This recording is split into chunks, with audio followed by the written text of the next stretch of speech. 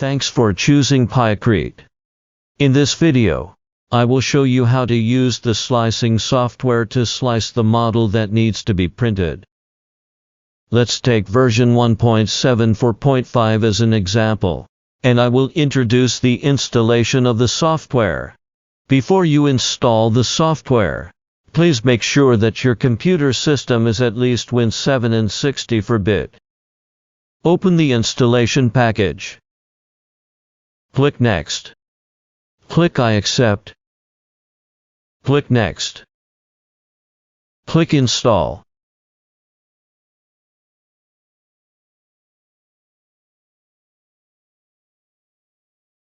Software installation is complete. Next, I will show you how to use the software. First, open the software. If the language of the software is Chinese and you want to change to English, please refer to the below steps. Now the language has been changed to English. Then please click Add Printer when you use it for the first time. Here we take DJ89 as an example.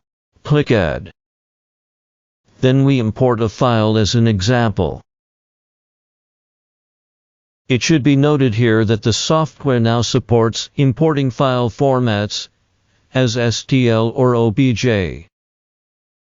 If your file format is not the above two formats, please re-export one of the above two formats in the CAD software or contact us for help after.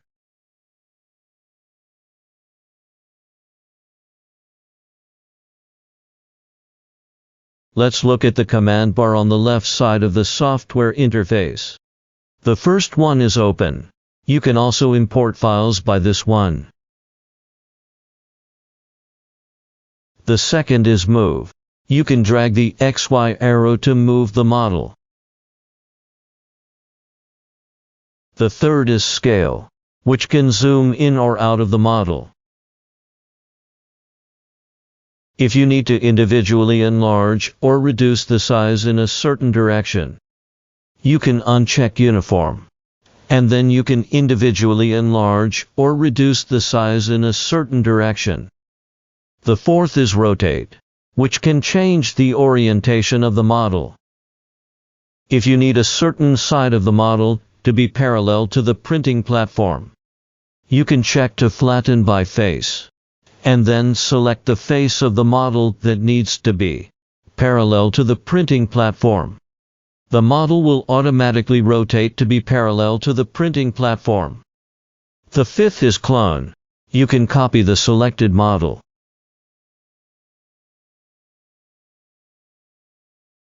The sixth is DLP support. When we click Generate Support, the software will generate support at the position where support needs to be added. Next, we explain in detail the various parameters in DLP support. The tip diameter refers to the diameter of the endpoint of the supports. Support spacing will affect the density of supports. Support diameter refers to the diameter of each support. The height from raft refers to the distance between the lowest point of the model and the printing platform. The raft height refers to the thickness of the base supporting the bottom. The raft size refers to the distance between the edge contour of the base and the edge contour of the model. When we do not need to add a base, we can uncheck whether Add Base. When we want to delete certain support on the model, we can click Edit and select the supporting endpoint that needs to be deleted. Click Delete Support and editing is complete. Reset can restore the various parameters in the support to the default settings. If you're not familiar with the machine or the resin used, We recommend that you use the default support settings first.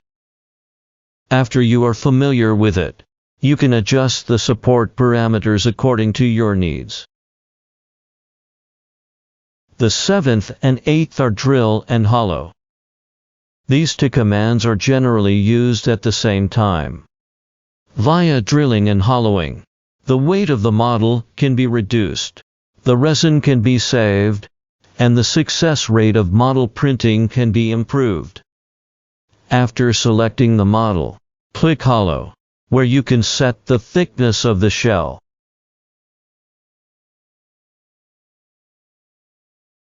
After hollow it is necessary to punch holes on the non-apparent surface of the model. We click Drill. Here you can set the size and depth of the circle. Then click the position to be punched, usually at the bottom of the model or near the bottom.